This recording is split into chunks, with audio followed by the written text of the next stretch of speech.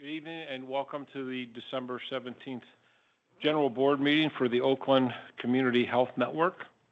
At this time, I would ask if you can please rise for the Pledge of Allegiance. I pledge allegiance to the flag of the United States of America and to the republic for which it stands, one nation, under God, indivisible, with liberty.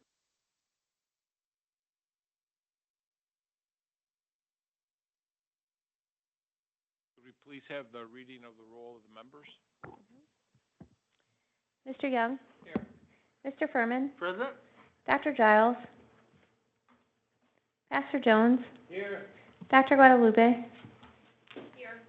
Ms. Woodruff? Present. Dr. Hans? Ms. Newman? Present. Ms. Root? Here. Ms. May? Here. Mr. Torres? Mr. Cowan? Present. You have a quorum. Thank you. At this time, I ask for a motion to approve the board meeting agenda, which is consistent with our COW meeting of last week, and there's been no changes to that protocol. Support. A motion and support. Any discussion? All those in favor say aye. Aye. All those opposed, the motion carries. This next item is our first of two opportunities for public comment. We would ask that you please state your name for the record when you're recognized, either online or here in our meeting room. And please limit your comments to 3 minutes, and we certainly welcome if you want to supplement those comments with any written materials or a letter or something of that nature. So first, do we have anyone online? If you are online and wish to speak for public comment, please raise your hand at this time.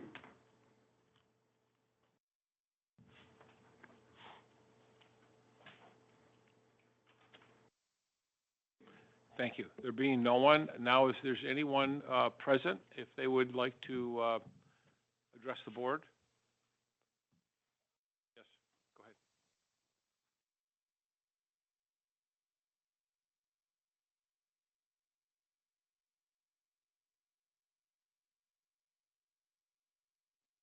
Right there, yes, yeah. And we'll just make sure that the red light is on. There you go. Welcome. Good evening. My name is Lisa Kowalski, and I live in Rochester Hills with my husband and my adult son, who receives services. I'm currently the president of the ARC of Oakland County's Board of Directors, and some of my fellow board members are online. Today I'm here to be sure you are aware of how the ARC plays a key role in providing financial management services for individuals with self-directed budgets and the 2025 contract discussions between OCHN and the ARC. In 2024 to date, the ARC provided FMS for 1,414 individuals and their families, and we had 1,700 direct support professionals on our payroll, with about $50 million flowing from OCHN through the ARC to those care workers. And we rolled out the EVV system, onboarded 162 new individuals and 350 new direct care support professionals. But this was all using rates we received in 2021. To support the individuals we served and their families, Dawn Kellnan and her team closely monitored and guided all of these people to ensure staff retention and proper wages. They served with a kind, supportive voice, provided local, open-door, direct hands-on assistance when needed, and had great attention to detail. Our FMS program is operating at 2.8% administration rate. After an unacceptable first proposal in September, the ARC and OCHN agreed to a 3-month attachment A at the 2021 rates, which expires in 2 weeks, to allow services to families to continue while we work through this together. The ARC board is concerned that in December, OCHN discussed providing just as many services, but at rates that are actually a 12% reduction from what we're already having unsustainable at 2021 rates. In the 15 years that I've been on the board, this is the first time we would be in deficit spending with our FMS program, and our current average rate is significantly under the 9 other area counties. The ARC is an advocacy organization that strongly believes in improving systems of support and services. This OCHN proposal is not leading us to even the status quo. So we're asking OCHN to propose a fair rate for our services stated in our FMS program contract. Thank you. Thank you.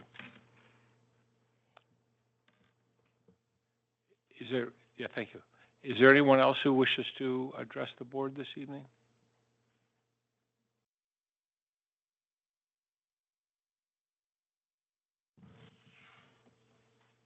There being no one, I thank you for coming and speaking.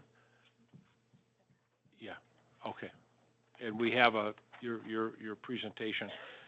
I think as our practice, we don't address these issues right at the meeting, but we'll have some follow-up. So thank you. All right. The first opportunity for public comment is closed, and we will now move on to the remainder of our agenda. First is our my report, which will be brief. My concentration has been working with our executive team on trying to loosen the $52 million, which was appropriated by the state of Michigan, and for the fiscal year 24, which has not been released to the networks around the state. And in that effort, I just want to acknowledge that myself and the chairs of the Macomb and Wayne networks sent a letter to the director asking for an explanation and actually asking for the money to be released, or an explanation as to why it isn't going to be released and what we could do to get the money released, because it has been appropriated by the legislature. This is not a case where we're begging for money. This has been appropriated already. We have not had a formal response, but we've had an informal one, and we are going to follow up on that, and we are going to remain committed to getting that money released for the networks and for, in essence, flows to providers. And we're disappointed that the money has yet to be released. We were hopeful that maybe in lame duck there might be some things that might happen, but I don't even want to comment on lame duck, so I think everybody's read about it. I don't have to. I'm not going to add any logs to that fire. So that has been my focus, and we're going to continue, and we'll continue to keep everyone abreast of what we're attempting to do in order to get that money released. Next is our October financial update from our CFO, excuse me, Robert Blumenfeld. And Robert, if you'd come up.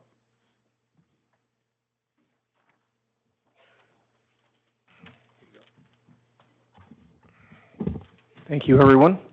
Good evening. So we're going to start off with the MDHHS payments. And it occurred to me that I didn't have amounts tied to this, so I did pass out some supplemental information. Yep. So if you look at the graph, and I'm not sure if we're displaying that on the screen or not.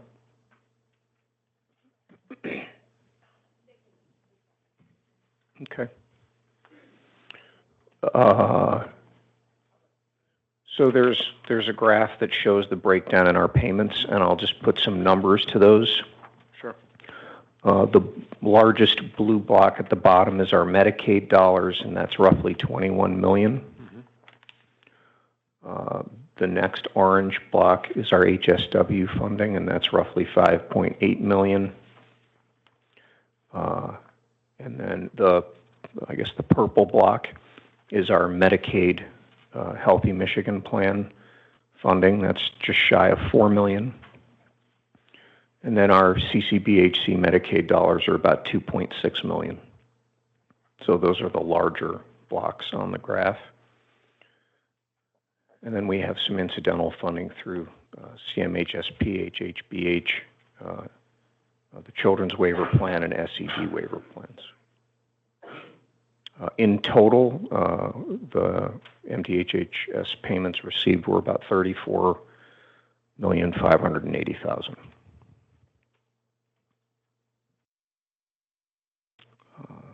The next slide is a comparison of our eligibles between last year and this year. And you can see a very significant change overall and a pretty significant shift into TANF-funded individuals versus DAB-funded individuals, which has significant implications financially.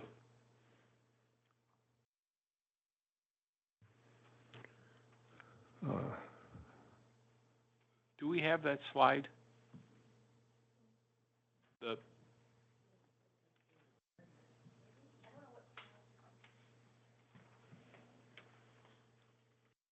one? It's the slide with the eligibles?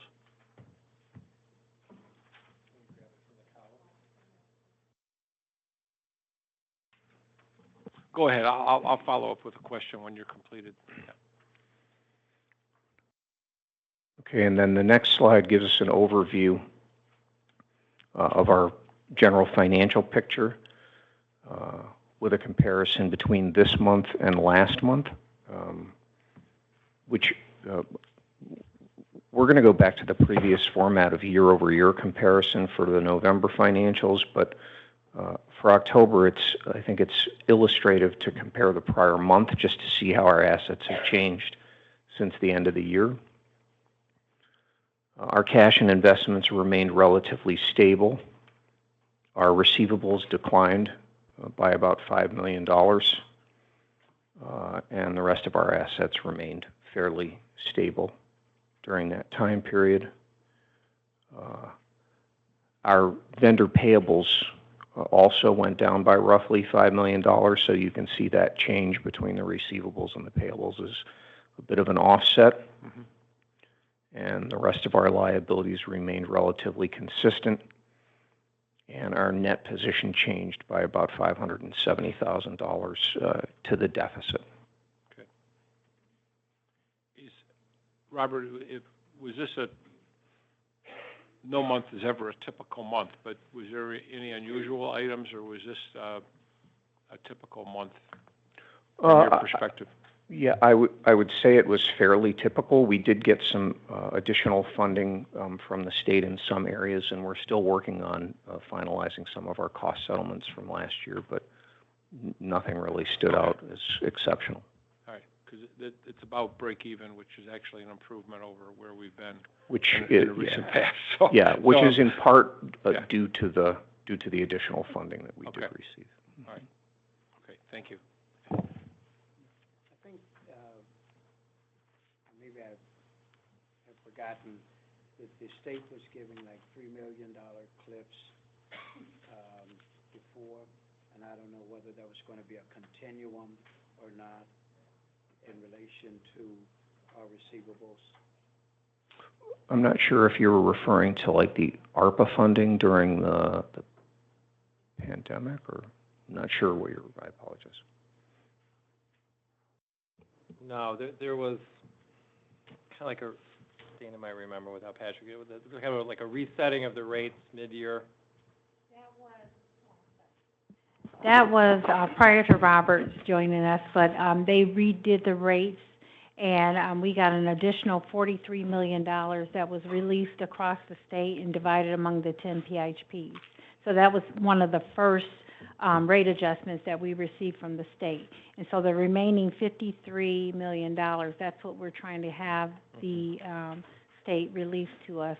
And making sure that they understand that those were for Medicaid covered services that we overspent in Medicaid for, and not that we utilized our other funding sources to cover those costs of Medicaid services.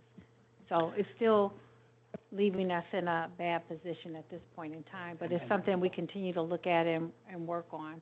And that's what our board chair was referring to, working with the state to advocate for the release of those additional legislative appropriated dollars. And those are actual funds from last year's, right? Right. Yeah. Yeah. So And that's a frustrating thing, is that we spent the money to cover it. The money was used for services Right. to those in our community and to the providers. We didn't cut off payments and say, oh, guess what, we didn't get our last installment, or we didn't get any money, so everybody's gonna have to wait. We didn't do that. We covered the millions of dollars, Right. which have already been spent and already went. We're merely trying to recover that money from the state because it was appropriated and it was in our budget, quite frankly. Right. I mean, this wasn't something we just made up and said, oh, you owe us this money. Right. So, It was in the okay. base budget. Yeah. Right. Thank you. And then to just wrap things up, this was one of the additional items that I passed out a second ago. It's just an overview of our statement of financial activity, which shows you our overall revenue and expenses, and we're on track for hopefully a good year. We're starting out on the right foot. Does anybody have any questions for? Not so much a question, but just to clarify what you touched on, and I've said this before, I find it fascinating that in 2019, somebody who was disabled, I'll be sarcastic here, miraculously in 2024 is no longer considered disabled. I mean, everybody who's here and listening, that's the outrage. My son has autism. Joe didn't get cured during the pandemic. But when I look at these numbers, all of a sudden 6,000 people, just for us, and multiply that by the 9 other across the state, to me it's an outrage. And I know in Lansing, and I've talked to other providers, they don't want to hear it. But I want to know how 6,000 miracles occurred during a pandemic.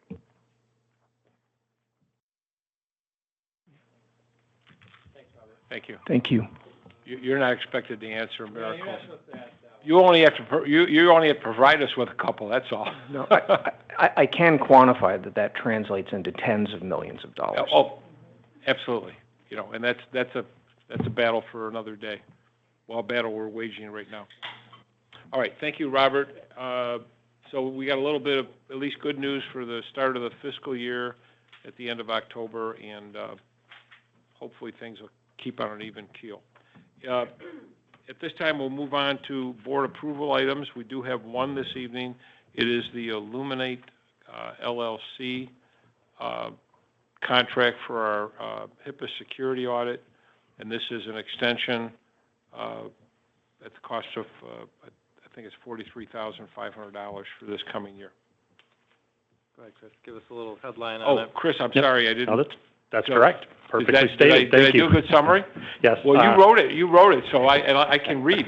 Thank you so much. But thank you. And Chris did give us at the COW meeting a good overview of what this was all about. But it is something that is necessary for us to do in performing our services. Yes, we've used Illumina for 3 years now, looking to extend that for another so we can continue with our security audits. Right. And then there'll be a bid for the next cycle, right? Yes, we will rebid. All right, I'll move for approval. Support. Motion moved and supported. Is there any discussion? There being none, a roll call vote, please. Mr. Torres? Yes. Ms. May? Yes. Ms. Root? Yes. Ms. Newman? Yes. Dr. Hans? Ms. Woodruff? Yes. Dr. Guadalupe? Yes. Pastor Jones? Yes. Mr. Furman? Yes. Mr. Young? Yes. Motion carries. Thank you, Mr. everyone. Cowan? Yes. Thank you. All right, that was our only contract approval this evening, so we'll move on to the consent agenda. And that includes our board minutes, Recipients' Rights Advisory Committee, Committee of the Whole minutes, Citizens Advisory Committee, and the SUD Oversight Policy Board minutes. Do I have a motion in support? Move for approval. Support? A motion for support and approval. This is not a debatable motion, and it's not a roll call vote, so all those in favor say aye. Aye. All those opposed, the motion carries. Next, we did have, last week at the Committee of the Whole meeting, we had 3 reports: our member experience report, our 2024 annual plan outcomes report, and our threat assessment presentation. All 3 of those were excellent summaries of what has occurred, and I think all of us would agree the threat assessment presentation was pretty powerful by Dr. Posius, and what he and our organization are doing, partnering with many others in threat assessments in our communities. So those are just to be received and filed. They're not going to be repeated this evening, but they will be in the books and records of the board. Is there any other business not on the agenda to be brought before the board this evening? There being none, we then have board reports. First, our Recipient Rights Advisory Committee with Dr. Guadalupe. So the committee met December 5th. During that meeting, the fiscal year 25 goals were reviewed and finalized. There was discussion of the ambassador program, feedback provided on your rights handbook, which is being revised. So we went page by page, provided feedback to the team on potential revisions and suggestions for improvement. Reviewed the preliminary draft of the fiscal year 24 annual rights report. One of the recipient rights staff, Andrea Fisher, is retiring on January 3rd, 2025. So wishing her well. There was a review of site visit reports, and then the committee is hoping that there is going to be a chance to receive feedback on certain items. So when there are certain items brought forth through my report, that there is potential feedback to be taken back to those committee members, and they are wanting to ensure that recipient rights related topics in board study sessions could be an opportunity in the future. But a lot of great work with the Your Rights Handbook. It was amazing how much work got done in a short amount of time, reviewing and providing feedback. And I do just want to apologize. I was supposed to be at a training today and somehow missed it on my calendar. So my sincere apologies to Vicki and her team who had prepared it, and I did not realize it was on my calendar. So I'm sorry. Well, thank you for that update. Next is our Citizens Advisory Committee update from Christina Root. Thank you. Our previous CAC meeting was held on November 20th. The November meetings for the CAC committee are the voting meetings. So we voted on new officers for the year, and we reviewed the 2025 meeting schedule as well. So our new chairperson is Diane Sansalone, and then the vice chairperson is Chakasola Gwynn. Hopefully I'm pronouncing her last name correctly. We also heard updates from various OCHN staff about recent and upcoming events and advocacy efforts. And then our December meeting is tomorrow morning, but I unfortunately am not able to attend, and I've already given notice of that. So I won't have a report for that one. And that's it. Thank you. Thank you. And finally, our SUD Oversight Policy Board, Sarah May. The meeting was held on Wednesday, November 20th at 1 p.m. here in person. I was unable to attend that meeting, but I do have some of the notes. It looks like it was discussed that the opioid settlement dollars were due to the state by December 13th, and that the SUD team and leadership were working on proposals. OCHN is expecting about $1 million from that settlement. Now that's, yeah, and those are strictly for the opioid settlement dollars. It looks like Megan was invited to she's the only member from a PIHP to attend the steering committee for the settlement dollars. And looks like that's about it. There's a lot of outside of the agenda discussion for that meeting. And then they received the same financial reports that we did. So has that, if I just ask, has that opioid money been received? As the latest update on the 20th was that it was supposed to be received by the state on the 13th, and then so the state gets it, and then they send it to the counties, and then the county has they create their own steering committee for how they're going to spend it. But so the committee has been created. I don't believe that they've met yet. It's not looking like they have. Okay. Tricia probably knows a little bit more about it. She was able to attend. If you're talking about the $1 million that she talked about, we did get permission from the state that we didn't have to apply for that, so that it was given to the PIHPs. But we haven't received the actual funding. The opioid settlement that she was talking about overall for the counties, I think Megan is on and can probably give a little bit of an update on that too as well. Does that money, so we've applied for it? We didn't have to apply, so it was, we did, I guess, ask or petition the state, for all the PHPs that it will just be given. Just out of curiosity, does it come to us, our organization directly, or does it flow through the county? It will come to us directly. It come to us Yep, directly. and Megan will correct me if I am wrong. The overall, opioid settlement funds go to the county, but this was specifically earmarked out of the state's opioid settlement funds to come to the PIHPs. Well, that's good news, and the money will be put to good use. Absolutely. It's very specific on what you can use the money for, and it does align with our SUD strategic plan.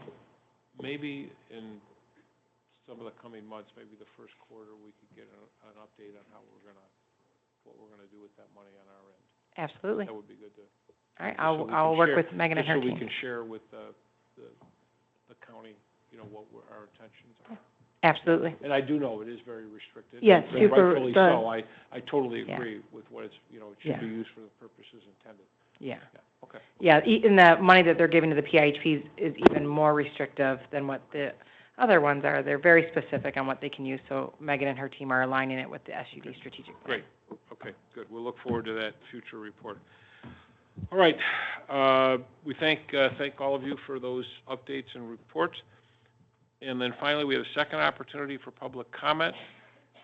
Again, if you wish to speak, please indicate your name, and also limit your comments to 3 minutes. Do we have anybody online? If you are online and wish to speak for public comment, please raise your hand at this time.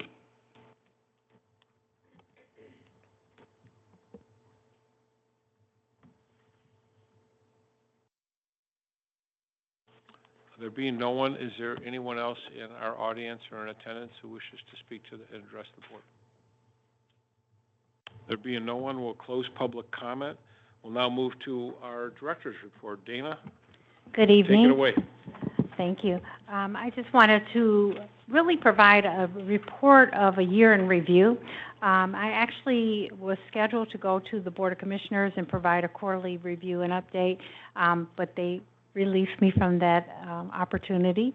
They have another agenda for that meeting, but I am providing a report to them, a written report, as well as the report you have before you. But I really wanted to take the opportunity, first of all, to thank the community, thank our OCHN team, as well as the Board of Directors for getting through a challenging calendar year. Despite some of our challenges in the continued advocacy for benefits, for redetermination that's appropriate and correct, for our underfunding, and also for some of the contractual issues we're faced with through the state, we've had quite a few accomplishments. So I know sometimes we talk about the problems and how we're going to resolve some of those issues, but I really wanted to take the opportunity to really celebrate what we're doing together as a community, but also as the individuals who work at OCHN and the commitment that they have. So throughout my report, I've highlighted a number of different things each quarter, beginning with like the calendar year January to March, looking at some of our partnerships through working with the FBI and some of the behavioral health Threat Assessment Training under the leadership of Dr. Pozios and Trish as well. And then also having an opportunity to have our Law Enforcement Appreciation Day last year and really celebrate our work with our co-responders in the law enforcement community. We are planning to have another event in January, and I'm sure Suzanne will give us those dates. But just really want to make sure that we celebrate our partnership with the law enforcement community. And last year, what was really amazing is that we had a family member there who talked about how the law enforcement CIT trained officers went over and beyond to make sure that this woman's son was engaged and enrolled in care and treatment. And this was the first time that the law enforcement community actually came to the house and was able to get this young man out of the house and get him the care and support he needs. And that's just one of the stories we hear about. We have many, many others, but just to tell you how important that partnership is, and that partnership is possible through this community and through the County Board of Commissioners and the county execs partnership with us. Also, next year we'll have, next year, 2025, a legislative community conversation. We plan on having that, I believe, the end of January, beginning February? January. Thank you. You all know. Thank you for that. But that is an opportunity for us to really talk to new legislators about who Oakland Community Health Network is, who our providers are, and what we do for individuals we serve in this community. Also, Pastor Jones is very familiar with the Call of Solidarity, which has been amazing in bringing community leaders and community members together and seeing what we can do to work together and not just trip over one another, but see how we share information and collaborate.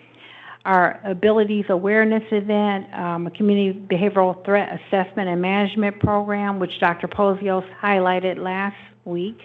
Also, the second quarter of the calendar year, we talked about some of the time we spent with the Resource and Crisis Center and celebrating 10 years of that Common Ground and the crisis services being available at the Resource and Crisis Center.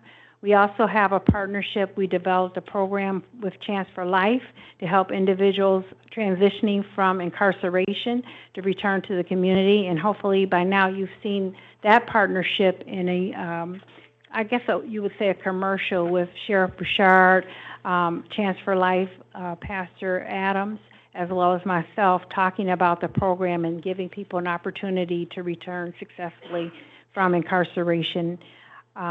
We also hosted a community baby shower. The third quarter, which I would call July through September, we had a 91% success rate on our SINAR study, which is amazing in that we go around in the community and have young people try to buy cigarettes. And so we had a very high score in that area. I'm just going to keep going here. We had our Minority Mental Health event, as well as we received Mental Health America's 2024 Platinum Bell Seal for Workplace Mental Health Award. One of my favorite events is our Value Your Voice, Your Value conference was held that quarter as well as the biggest recovery celebration probably in the state was held right here on our campus under the leadership of Megan. As we also participated in the annual Walk a Mile in My Shoes, which has some really close history to us in terms of Vicki Suter's role in the creation of that very important event in advocacy. In the last quarter, very, very busy quarter, as you know, we had our co-response community outreach program, and we expanded on that program in Ferndale, Royal Oak, Madison Heights, and Hazel Park. So that's a program that started very small with one co-responder, and because of the success and the ability of that co-responder in that community, we were able to expand that program. Also, our Mental Health and Substance Use Disorder Resource and Job Expo on Friday, October 11th, where our team actually goes to different events in the community and talks about the potential jobs here. We also participate in Everybody versus Stigma with NAMI President and CEO Kevin Fisher, and it's a fundraising event and brings attention to stigma and anti-stigma efforts. And then one of the, we're really closing the year out really amazingly. We had, in a partnership with our walk-in clinic with Honor Health and the Oakland County Exec's office, we opened up a walk-in center back in October. Well, it was a soft opening, but since that time, we've been given $3 million, not we, but the county's been given $3 million to really expand on the services in this walk-in clinic. So that's a huge, and it was given to us by the Penske Family Foundation. So we're hoping that's the first of many that we can support this community effort. We also had a very, very successful Veterans and Military Families Drive through resource and food distribution event here at on our campus as well. And what was interesting, the parking lot was filled, lines and lines of people, great success in our ability to support the veterans community and their families. And then last week, actually went to the opening or ribbon cutting of Henry Ford Hospital's new behavioral health unit, which is very timely, knowing that we have another hospital that is not available to us at this time, but really the ability to have another place for individuals to go who need a higher level of care and support is something to celebrate in our community. So those partnerships are important, and then I have a fact sheet included in my report with a lot of numbers and details. But next year, really the commitment is to bring more data to this board and make sure that you understand and know that we're making decisions based on that data and our ability to make change and move the needle on some things, make improvements on other things. So with that, I just wanted you to see the numbers and the activities that our team does throughout the year in a calendar year instead of waiting to the fiscal year to end. Thank you very much. Does anyone have any questions for Dana? I don't have any questions for her, but I'd like to expand on her report. When she talked about the baby shower, the number of persons that were there, and that baby shower held in the city of Pontiac. Prior, we've had a high incident of infant mortality. I haven't got the numbers now, but I know that those numbers now are down. The idea, even for this upcoming year, based on the participation, we're doubling that. So this is great news, which will continue to focus on infant mortality, help persons who need medical assistance and what have you. That's number one. Number two, on the solidarity, and I know Christina has worked on that as well as Suzanne has worked on it. And, part of the purpose of that was to get more social workers out into the field to help, because we were looking at the co-responder program. And, this program this year, we were able to bring in a number of different persons to expand their accreditation in the area of their social work and our psychology degree, which will increase the number of social workers that's out in the field. And then when our board CEO talked about the Chance for Life, the sister to that grant is Time Out, and I tell you, the number of young people that's been engaged in that has just been astronomical, the success that we had. I know we mentioned it at the other meeting, but since that meeting, Comerica Bank has joined in and said they want to support those kids, make sure, I think there's the Joy of Christmas or the White Christmas coming up, and they are opening up Fox Theater for kids to attend that session. There are 20 days between December the 20th and January the 4th, and so those kids will be able to go and sit in the suites and enjoy a buffet sponsored by Comerica Bank. Thank you. Thank you. Anyone? Yes, Malkia? I don't know if anybody knows. They used to do Walk a Mile in May. Is it going to continue to be in September, or are they going back to May?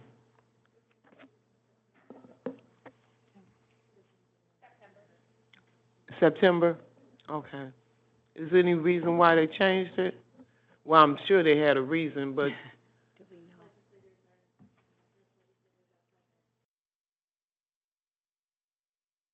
In September.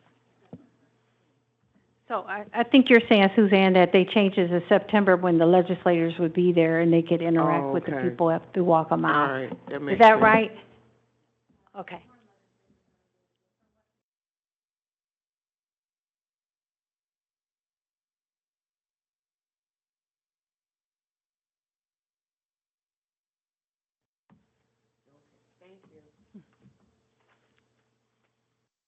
Anyone else? Can I add one more thing, too? Sure. I wanted to talk, too, as Pastor Jones was talking about the baby shower, I wanted to bring up Family Empowerment Center. A young woman, Isha Banner, runs this empowerment center in the community. And this year we participated in the Halloween trick-or-treat, or trunk-or-treat.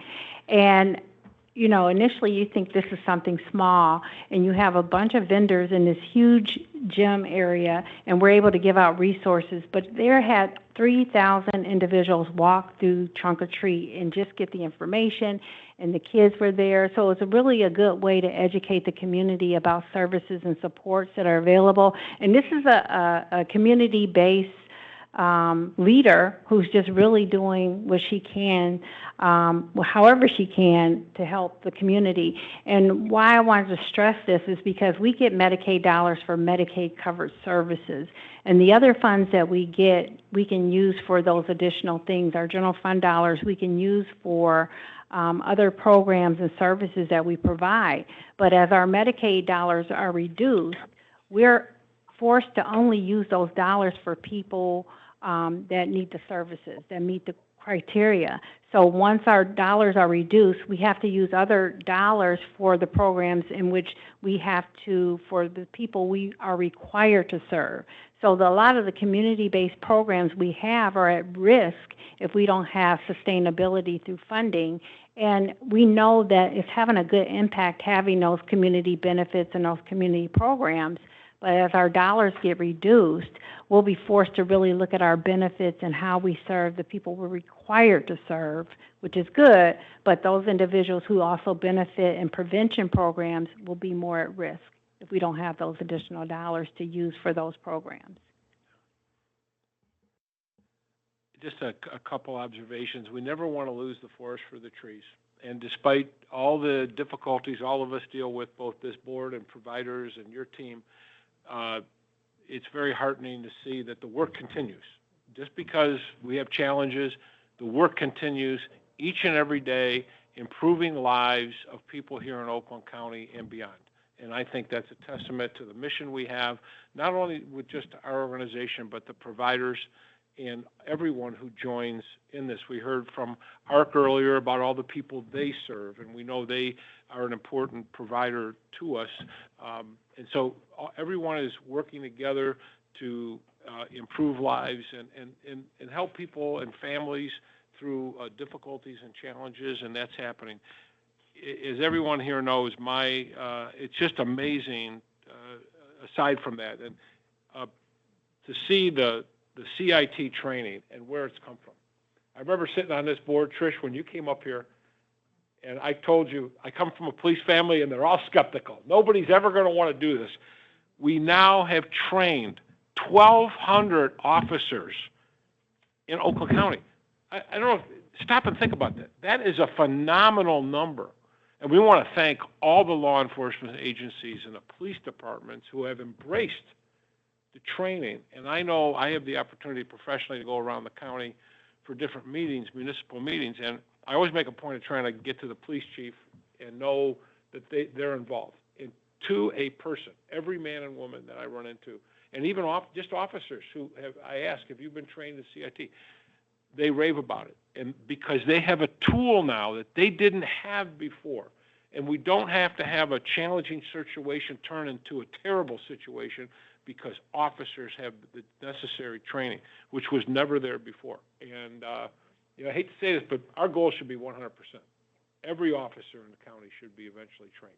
I hope we can reach that one day. But I remember when you brought this up to us, and I said, boy, I hope this works. I mean, we all wanted it to work, but congratulations to the whole CIT team. Thank you very much.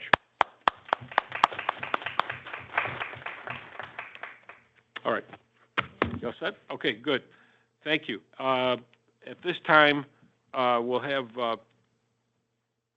board member comments. And Adam, I will start with you.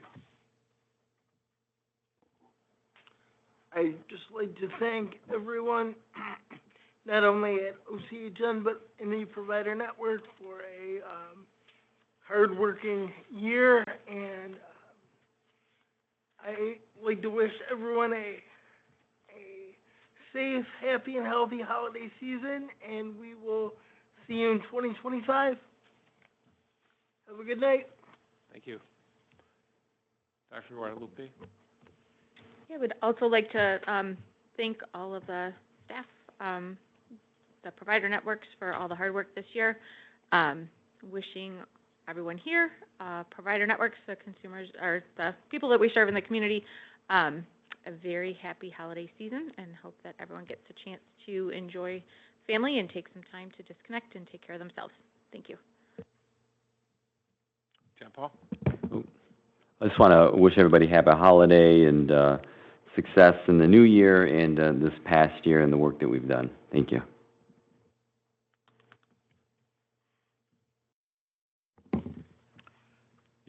I too would like to thank everyone for the hard work.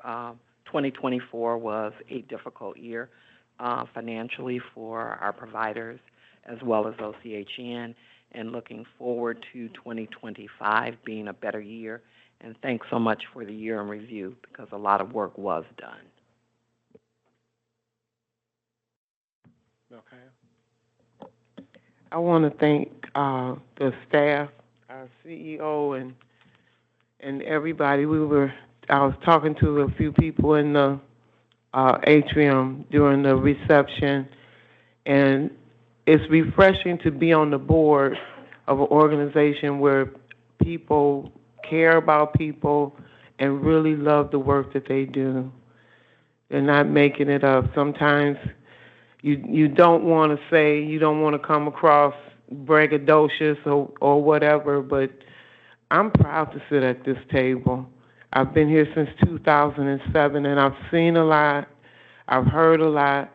I've been around the state and around the country, and I still say that Oakland County is one of the greatest counties to do this work, because it's people who care about the people we serve and their families and want them to live their best life and do all that is possible to make that happen. Is it easy? We know it's not. Do we always agree? No, it would be something wrong if we always agreed.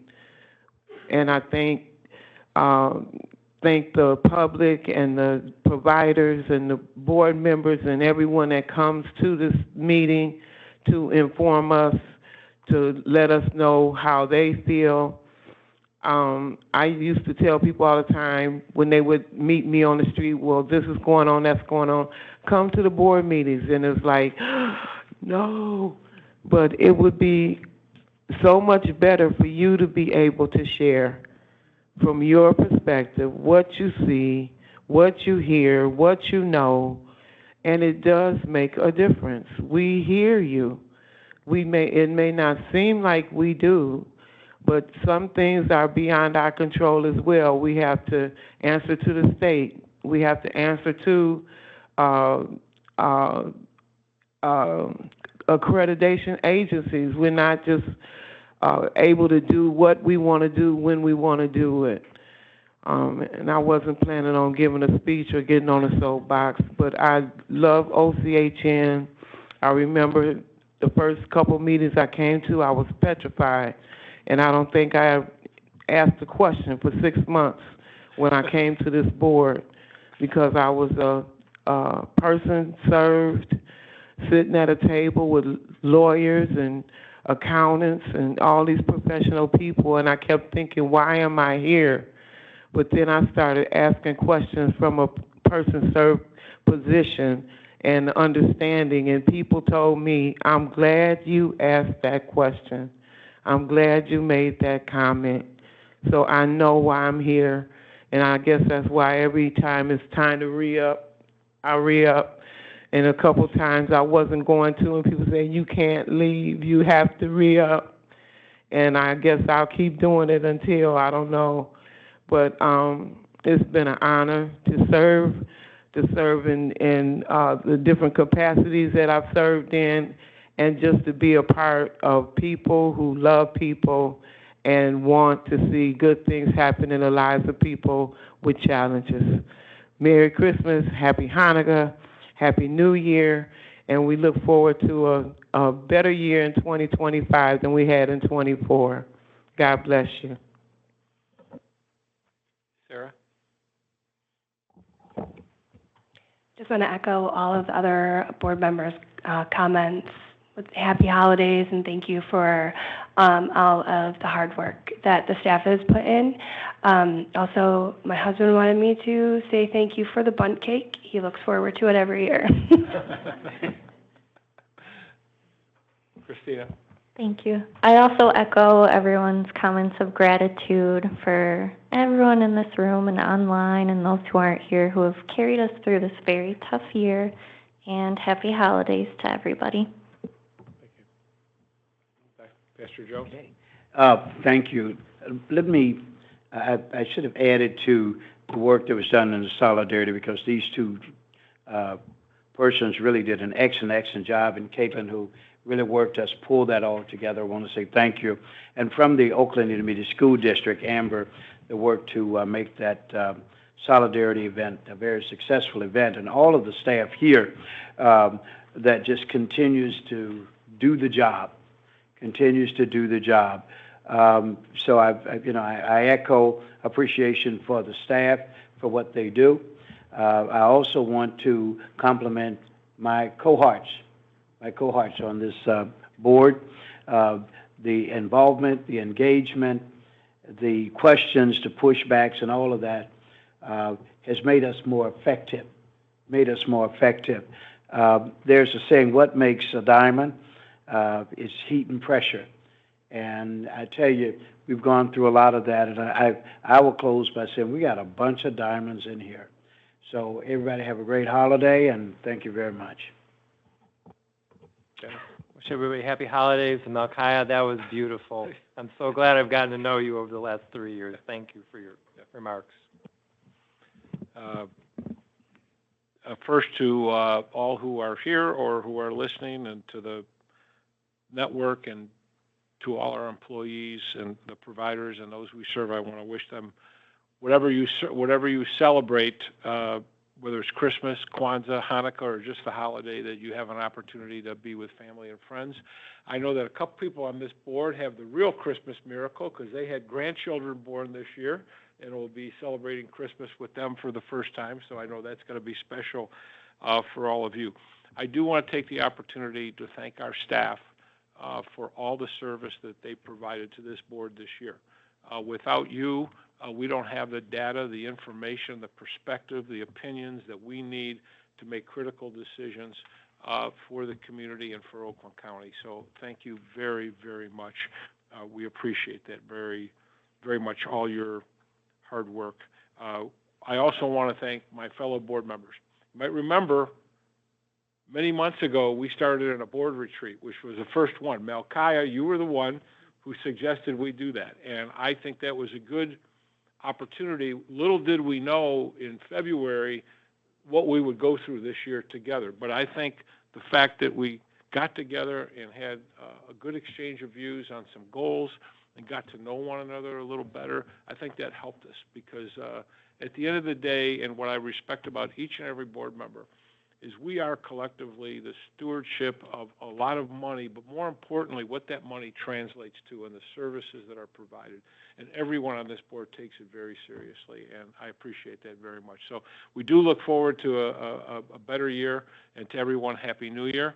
And unless there's any further business, we stand adjourned.